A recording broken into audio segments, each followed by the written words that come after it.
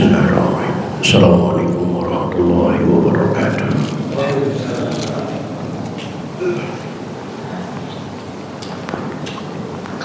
Alhamdulillahirabbil alamin. Wa bihi nasta'inu ala umuri dunya waddin. Wassalatu wassalamu ala asyrafil anbiya'i wal mursalin.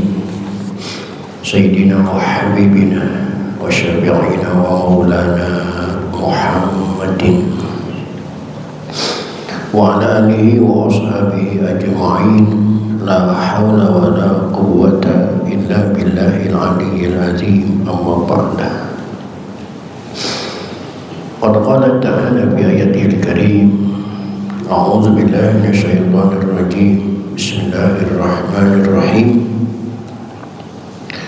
Wa ma khalaqtul jinna wal insa illa liya'budun. Shadaqallahul azim. Bapak-bapak, segenap pengurus masjid dan pengurus pasar, bil khusus yang hadir ta'lim pada malam ini, yang saya hormati dan yang saya muliakan. Mudah-mudahan dengan bertaklim, dengan bersilaturahim, dengan beriktikaf, sekaligus mempelajari hukum-hukum ibadah kepada Allah, kehidupan kita mendapat kemuliaan dari Allah Subhanahu wa Ta'ala. Amin. Puji dan syukur mari kita panjatkan kehadirat Allah. Salawat serta salam mari kita terus sanjungkan kehadirat Rasulullah Muhammad sallallahu alaihi wasallam. Hadirin rahimakumullah, lanjutan taklim kita pada malam ini melanjutkan metodologi fikih dengan pembahasan kitab Fathul Qorib atau yang tayang di layar itu kitab Tauhid sebagai sarahnya.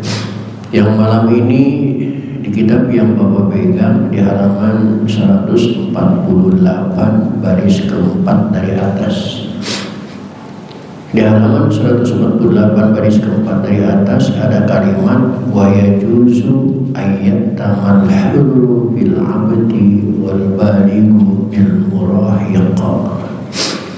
Silakan dicari dan diperhatikan, dan kita buka saja taklim ini dengan sama-sama membaca Al-Quran surah Fatihah. Saya berharap kepada Allah Subhanahu wa Ta'ala, semoga dengan bacaan Al-Fatihah Allah berkenan mengampuni dosa dan kesalahan yang pernah kita lakukan, terutama untuk kedua orang tua kita, keluarga kita, saudara-saudara kita muslimin wal muslimah yang sebagian besar mereka sudah ada di alam barzakh. Semoga diampuni semua dosa dan kesalahannya oleh Allah, terima amal ibadahnya oleh Allah Subhanahu wa Ta'ala. Dan kita yang masih hidup, mudah-mudahan diberikan panjang umur, selalu sehat walafiat, dimurahkan rezeki kita semua, hasil maksud dan hajat kita, dan keluarga kita yang sedang mengalami sakit mudah-mudahan dilekaskan sembuhnya oleh Allah Subhanahu wa Ta'ala. Bismillahirrahmanirrahim. Rasulillah wa bibarakati mu'alif hadal kitab wa bisiril Fatihah. A'udzubillahi minasyaitonir rajim. Bismillahirrahmanirrahim. Alhamdulillahi rabbil alamin, arrahmanir rahim, maliki yaumiddin. Iyyaka na'budu wa iyyaka nasta'in. Shiratal mustaqim. Shiratal ladzina an'amta 'alaihim ghairil maghdubi 'alaihim waladdallin.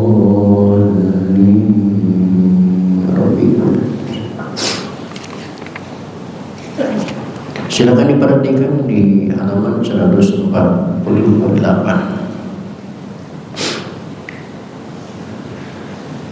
Bismillahirrahmanirrahim. Wa yajuzu, dan boleh, ayyatam, bermakmum, al-hurru, orang yang merdeka, bil abdi, kepada hamba sahaya.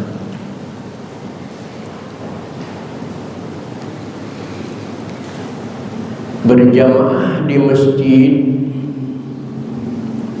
aturannya bukan memakai aturan kantor,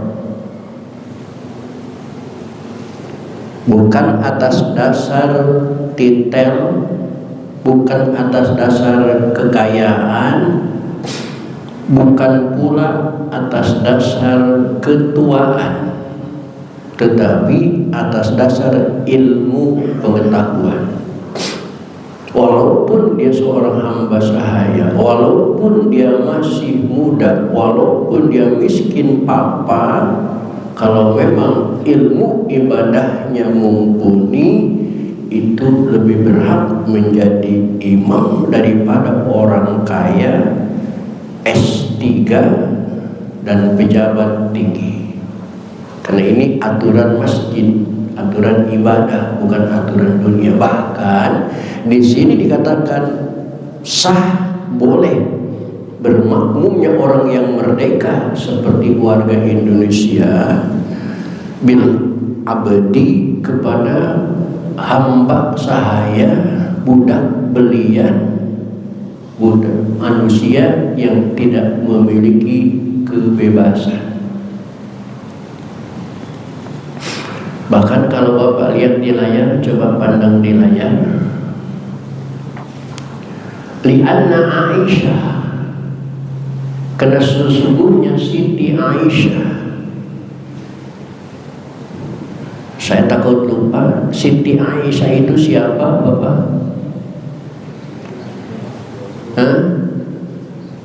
Istri Rasulullah, wanita mulia, wanita yang beristri oleh Rasulullah. Karena ya ummuha abduha Zakwan, seringkali ketika sholat itu diimami oleh hamba sahayanya, oleh pembantunya, oleh bujangnya yang namanya Zakwan. Siti Aisyah bosnya, Zakwan ini karyawannya. Siti Aisyah Siti Aisyah istri Rasulullah, Zakwan ini hamba sahayanya. Siti Aisyah itu yang punya rumah, Zakwan ini hanya pembantu di rumah itu. Siti Aisyah ini orang merdeka, Zakwan adalah hamba sahaya. Karena Zakwan adalah seorang laki-laki, maka diperbolehkan oleh Rasulullah menjadi imam untuk istri tercintanya, Ummi Siti Aisyah. Nah, di Indonesia khawatir terjadi, sekarang banyak terjadi seorang ustazah punya suaminya preman. Begitu mau sholat di rumahnya, sang preman nggak berani menjadi imam atas makmumnya karena ustazah. Sang ustazah juga ngajinya nggak sampai khatam. Akhirnya suaminya, akhirnya ustazahnya yang merasa pinter, merasa ustazah menjadi imam, suaminya yang dianggap bodoh walaupun laki-laki menjadi makmum. Itu tidak sah berjamaahnya. Sepintar apapun perempuan, tetap bagaimana kurang pinternya Aisyah, tetap menjadi makmum atas hamba sayanya bernama Zakwan. Apalagi makmumnya seorang laki-laki, notabene suaminya ustazah tadi. Hati-hati. Dari situ wa yustadallu bihadza, diambil kesimpulan alasan dalil anna imamatar rajuli, sesungguhnya imam seorang laki-laki, lil mar'ati, untuk makmum seorang perempuan, afdalu, itu lebih utama, min imamatil mar'ati, ketimbang imam seorang perempuan, limisliha, dengan makmumnya sama-sama perempuan. Nah, ini hukum menjadi paradoks. Hukum menjadi paradoks. Di sisi lain, perempuan itu dianjurkan sholat berjamaah di tempat perempuan masing-masing dengan imam perempuan. Jangan campur sama laki-laki, kena timbul fitnah nanti. Di sisi lain, kalau perempuan itu berjamaah di tempat perempuan, di majelis taklim perempuan dan tempat ustazah dan lain sebagainya, imamnya juga perempuan. Sisi lain afdal, memang perempuan terpisah dari laki-laki. Tapi kalau di sini berarti perempuan yang berjamaah di masjid dengan imam seorang laki-laki juga punya keafdalan sendiri karena imamnya seorang laki-laki. Ini paradoks. Mau milih yang mana terserah dah.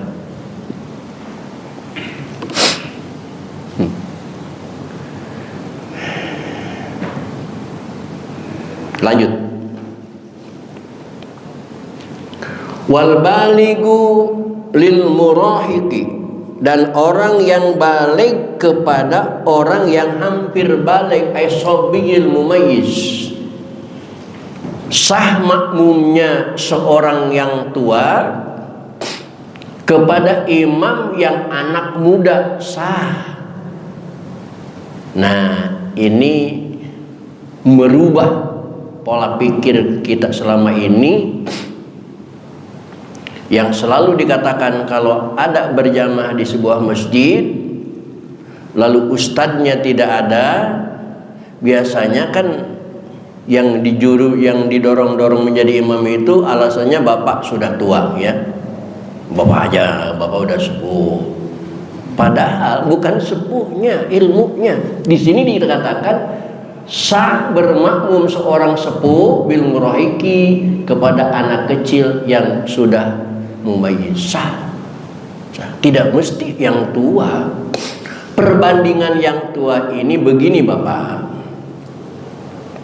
Kalau ada dua orang calon imam, anak muda dan orang tua, ilmunya sebanding, baru pilih yang tua. Tapi kalau anak muda dan orang tua, ilmunya pandaian anak muda kena lulusan pesantren, sedangkan yang tua cuman tua kejemur, mohon maaf. Itu yang lebih muda, yang lebih berhak. Karena di sini silakan berjamaah orang balik, orang dewasa, orang tua bil murahiqi kepada bocah yang penting sudah pintar, tamyiz. Nah, robah selama ini pola pikir kita.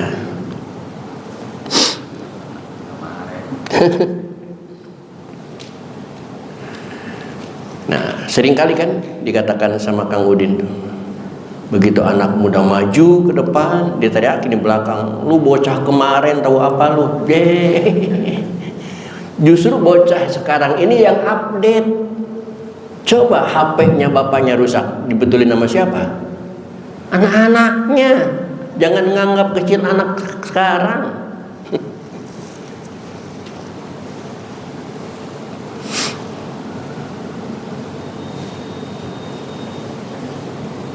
Allahu Akbar.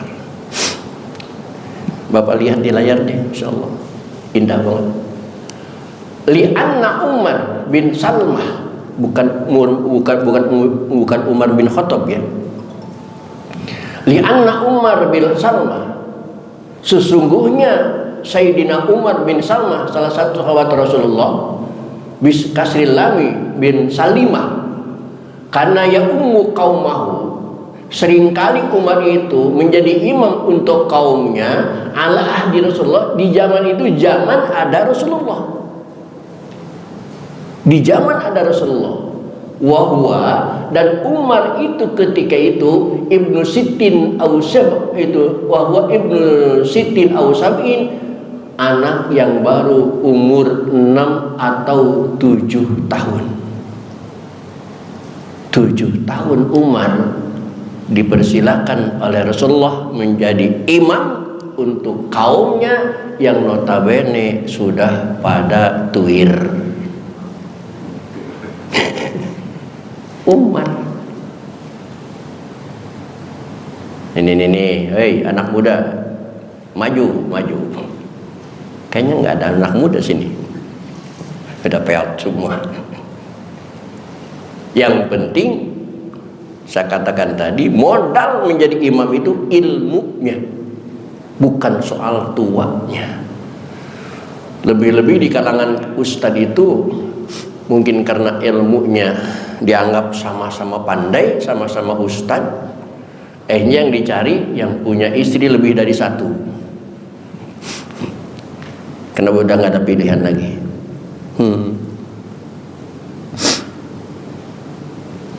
Amma sabiyu ghairul mumayyizi. Adapun bocah anak kecil yang belum tamyiz, fala yasihul iktida'u bih, maka tidak sah bermakmum kepadanya. Adapun bocah yang belum tamyiz, walaupun pinter, bocahnya baru 3 tahun tapi sudah hafal 15 juz dari Al-Quran, kena kecerdasannya, tapi belum tamyiz.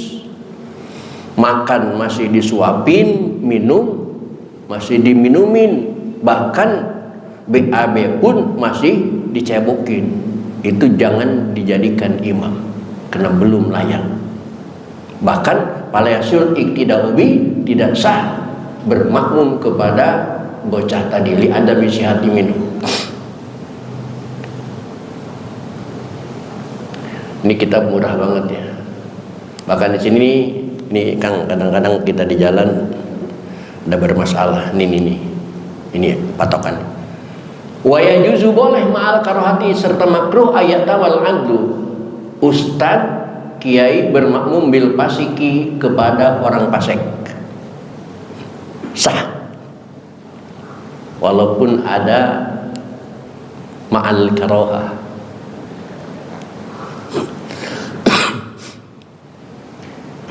Biasanya di mall, di pasar swalayan, kita mau berjamaah, di situ sudah ada berjamaah.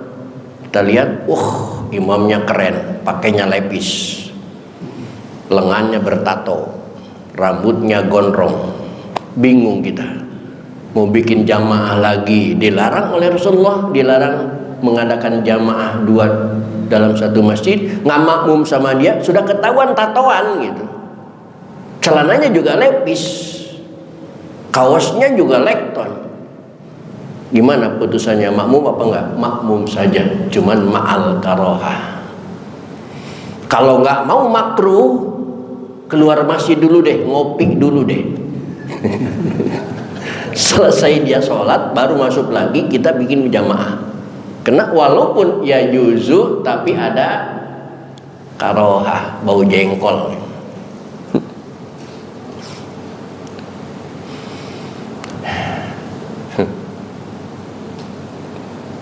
Lianna Abdullah bin Umar, karena sesungguhnya sahabat Abdullah bin Umar karena yusolli, pernah sholat khalfal Hajjaj, di belakang Mang Hijaj.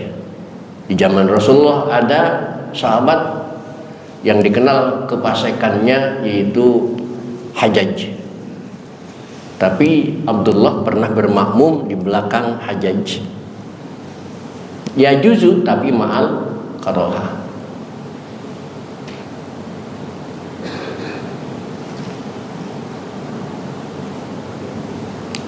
Wasani, dan yang kedua, itu yang pertama. Yang kedua, alla yakunal imamu anqasa minal ma'mum bisifatin datiyatin.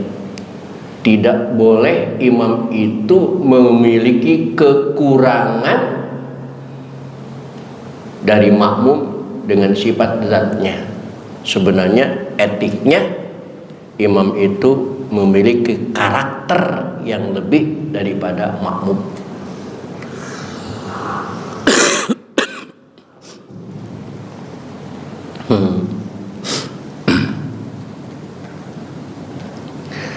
Wala tasihu, dan tidak sah qudwatu rajulin bimra'atin, bermakmumnya laki kepada perempuan. Nah, tidak sah.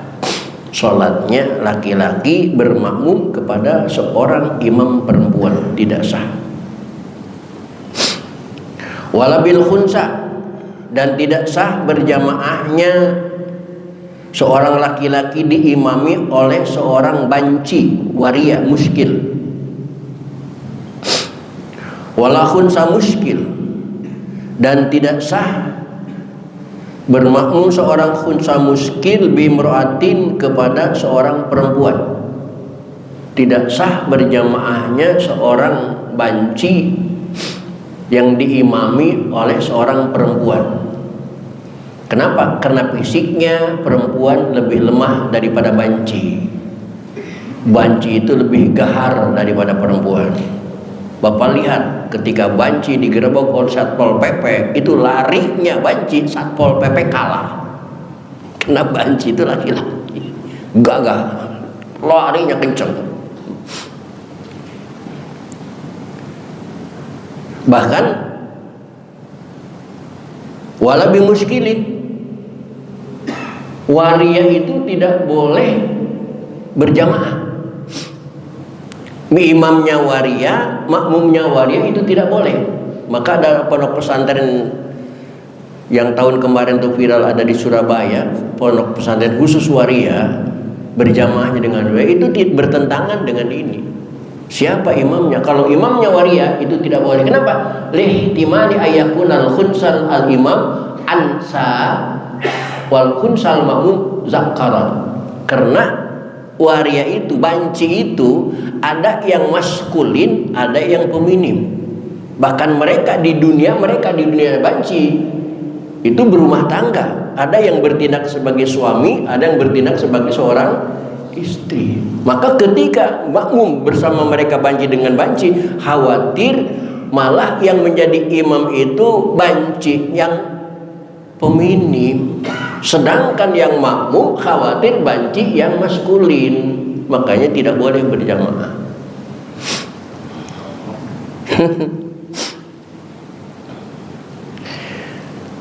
Sampai di situ masih aman, Pak.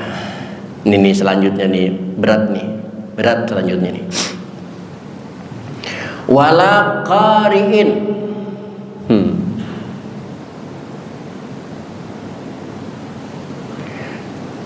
Tidak sah bermakmumnya seorang qori. Siapa qori? Apa Haji Muammar? Enggak mesti. Yang dimaksud qori itu adalah wahwa man yuhsinul fatihata, adalah seseorang yang dapat membaguskan bacaan Fatihahnya. Siapapun yang bacaan Fatihahnya bagus dalam hukum fikih disebut qari. Bukan berarti cuman Muhammad dong, bukan berarti cuman Muammar ZA, bukan Humaydi, bukan. Setiap orang yang bacaan Fatihahnya bagus, makhrajnya bagus, makhrijul hurufnya bagus, sifat hurufnya bagus, tadwidnya bagus, itu qari. Dan qari itu la yasihu iktidauhu, tidak sah bermakmumnya bi ummiyin, kepada orang yang ummi. Ini berat. Siapa ummi? Wa huwa may yukhilu bi harfin, ialah orang yang merusak dengan satu huruf au tasdidatin, atau satu tasdid minal fatihati, dari bacaan Fatihah. Ummi itu adalah orang kalau baca Fatihah hurufnya suka diganti, dia tidak tahu, dia tidak fasih menyebut huruf ha sampai dia menyebut alhamdulillahi rabbil alamin. Ketika tasdidnya ar-rahmanir rahim, dia tidak baca tasdidnya, sehingga dia baca ar-rahmanir rahim. Itu namanya ummi. Malik yaumiddin, atau dibaca malik yaumiddin, ada tasdidnya, dia baca malik yaumiddin. Iyyaka na'budu wa iyyaka nasta'in. Itu ummi namanya, menghilangkan tasdid. di Fatihah. Nih Mas, masih sering masalah ini. Imam menghilangkan tasdid, bahkan imam tidak fasih membaca makhraj huruf. Ar-Rahmanir Rahim, dia baca Ar-Rahmanir Rahim. Summa asyara al-musannifu, kemudian memberi isyarah ke musannif li syurutil qudwati, untuk syarat-syarat bermakmum bi qaulihi, dengan kata-katanya. Baru dibahas syarat berjamaah. Wa ayu maudiin, di tempat mana saja sholat orang itu sholat, fil masjidi, di dalam masjid, bisolatil imami, dengan sholat imam fi, di dalam masjid, al masjid, yakni masjid, wahwal makmumu, dan ia sebagai makmum, al makmumu yakni makmum, alimun, mengetahui bisolatihi, kepada sholatnya imam, al imam yakni imam, bimusyahadatil makmumi, dengan melihatnya kepada makmum. Selanjutnya syarat tempat berjamaah itu, kalau sholatnya di masjid, maka sah bermakmum di sudut mana saja, mau di sudut kiri, mau di sudut kanan, mau di belakang imam. Syaratnya makmum yang depan itu melihat kepada imam. Ketika imam ruku kelihatan rukunya, ketika imam sujud kelihatan sujudnya. Sah di mana saja, mau di kiri, mau di kanan. Ini ukuran sah. Ukuran afdol tentu kanan lebih afdol.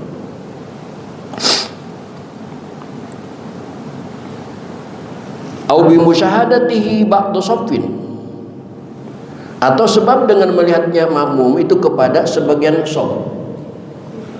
Dalam sholat Jum'ah di Masjid Baitul Amin, imamnya di sini, makmum yang ada di ruang utama mungkin masih bisa melihat imam, tapi makmum yang di belakang dinding, baik kanan maupun kiri, umpamanya kiri, tidak mungkin bisa melihat imam. Apakah tidak sah? Jawabannya masih sah salatnya, selama makmum yang di sebelah kiri itu melihat makmum yang ada di depan, yang makmum di depan itu melihat gerakannya imam. Sah. Jadi estafet, yang di belakang imam melihat imam, yang di belakang makmum melihat makmum, walaupun ada dinding penghalang di Masjid Baitul Amin ini. Silakan. Ajza'ahu, maka mencukupi ekafahu dalik, mencukupi berjamaah bidalika, dalam demikian fi sihatil iqtida, dalam sahnya bermakmum. Sekali lagi, ini baru ukuran sah, bukan ukuran afdol.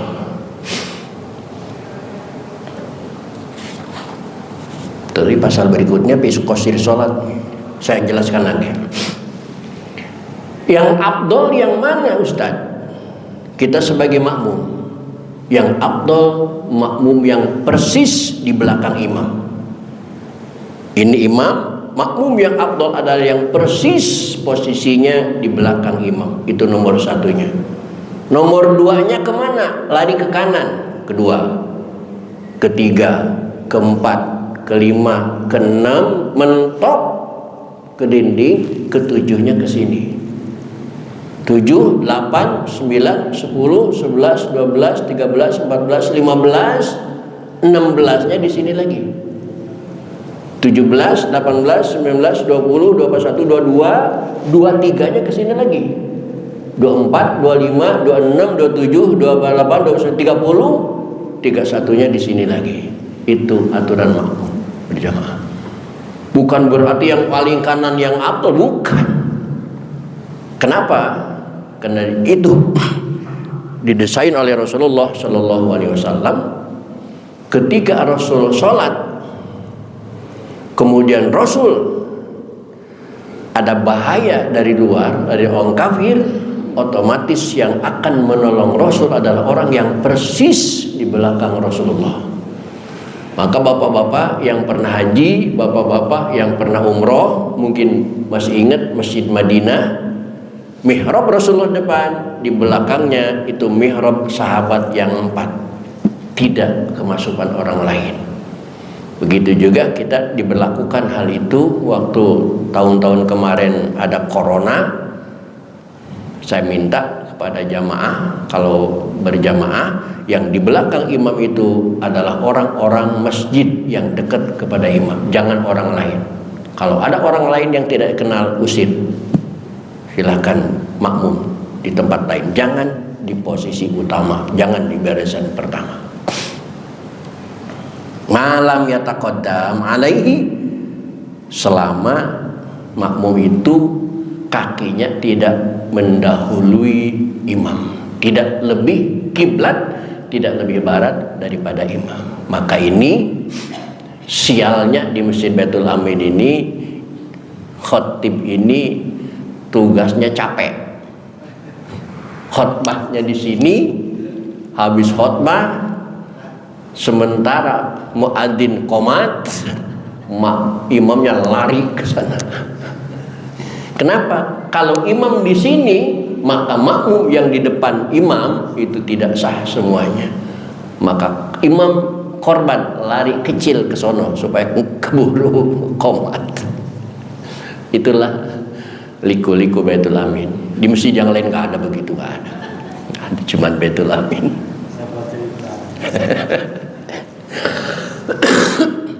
Ini juga bukan curhat, Pak De, cuman cerita doang. Baik hadirin, sampai di sini dulu. Pasal berikutnya ini pasal perlu banget kita pelajari, karena kadang-kadang kita sebagai seorang laki-laki hidup dalam perjalanan sampai tidak sempat melaksanakan sholat karena waktunya kepepet. Padahal hukum sudah menyiapkan sholat qashar dan jamaah. Dalam perjalanan sholat tidak perlu 5 kali, cukup 3 kali. Dalam perjalanan sholat tidak perlu 17 rakaat, cukup dengan singkat. Kalau nggak salah 9 apa 11 rakaat, tidak perlu 17 rakaat. Bisa disingkat kok. Ada aturan hukumnya, cuman ini masih banyak orang yang belum tahu bagaimana cara mengqashar sholat, bagaimana cara menjamak sholat. Kena jamak juga, ada jamak takdim, ada jamak qashar, ada jamak, dan jamak ada tapi tidak qashar. Lengkapnya insya Allah, mudah-mudahan kita diberikan panjang umur, ketemu pertemuan yang akan datang. Untuk malam ini cukup sampai di sini. Assalamualaikum warahmatullahi wabarakatuh.